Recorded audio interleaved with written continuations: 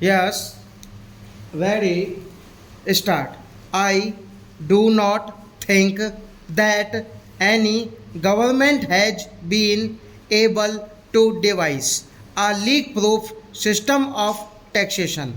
I also acknowledge that the profit motive is a great stimulant of exertion and rules human conduct in whatever walk of life it may be whether it is the capitalist, the middle classes, the labor or the agriculturists with whom we may have to deal. At the same time, transcending everything must be a high sense of civic consciousness and national duty. What would riches avail those who have hoarded wealth if the economic problems of the country remain unsolved and lead to choose. Nor would it help government at all to devise measures which do not bring out all these hoards for utilization in economic undertakings. After all, we have to realize that the longer these hoards are kept where they are, the less chance there is of their yielding any return to the owner, and the more distant the prospect for the government to utilize them in stimulating trade and industry. The problem, therefore, it is not merely ethical but also economical. Economics is an intensely practical science, and I would urge upon you to look at the practical side of the problem more closely and to evolve remedies whereby we can harness these hidden resources for the purpose of national service. I have always maintained that it is the duty of every citizen who has talent, who has experience, and who has ability to give the benefit of these virtues to the nation. I can assure you that if you can put forward constructive suggestions in this regard, government would be only too glad to give their close and earnest consideration to them. However, I have already stated I would not regard temporary palliatives as adequate. They may only succeed in postponing what would, if we do not take action in time, be inevitable. In my judgment, the key to our economic situation lies in increased production. The problem of increasing production has to be looked at in two ways.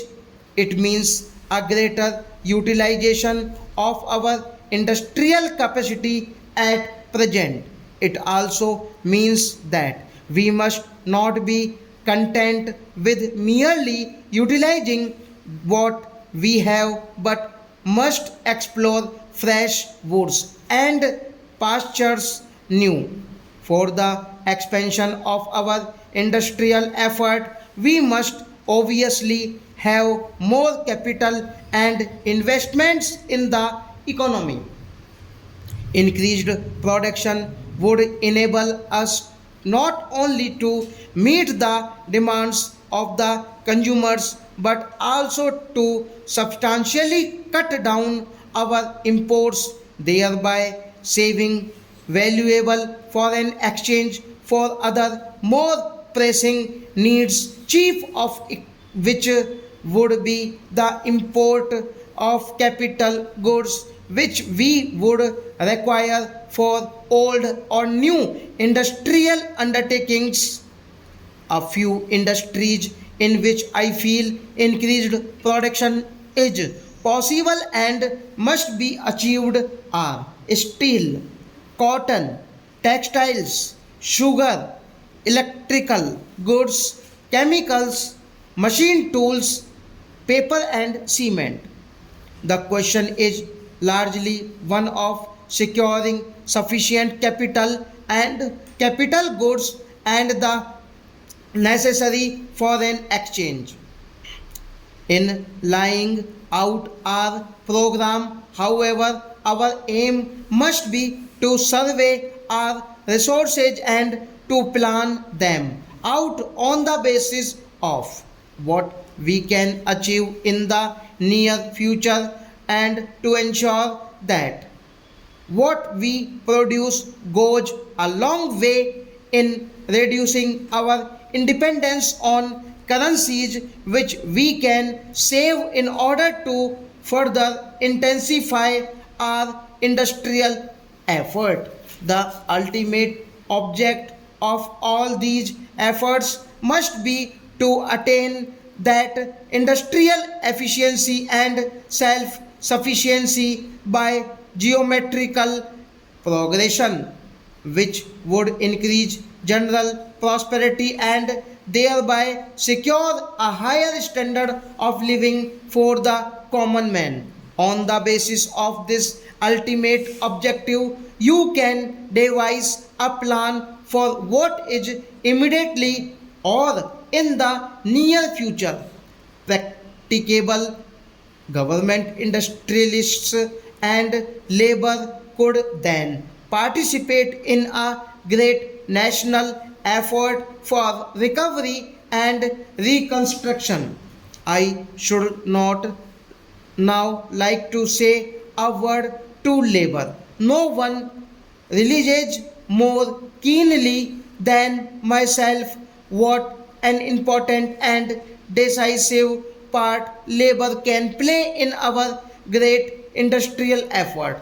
I know the difficulties that comfort both labor and laborer leaders. At the same time, I also realize the gravity of the crisis which faces us today. After all, in our lives, occasions come when we have to put up with difficulties in a spirit of forbearance and fortitude, hoping that as a result of our sacrifices we shall see better days. Foundations of prosperity are often laid on self denial. Today, when the nation demands sacrifices all round, let labor also make sacrifices and help others to do so. Let it be to labor's credit that it has taken the lead and shown the way. If others do not follow, the nation will know how to deal with them. Let them trust the judgment of the nation and those whom has fallen the duty of leading the nation through the present crisis. I can claim longer association with organized labor than probably many labor leaders today. I served my apprenticeship under that great leader of men and that great friend of labor, Mahatma Gandhi. Stop.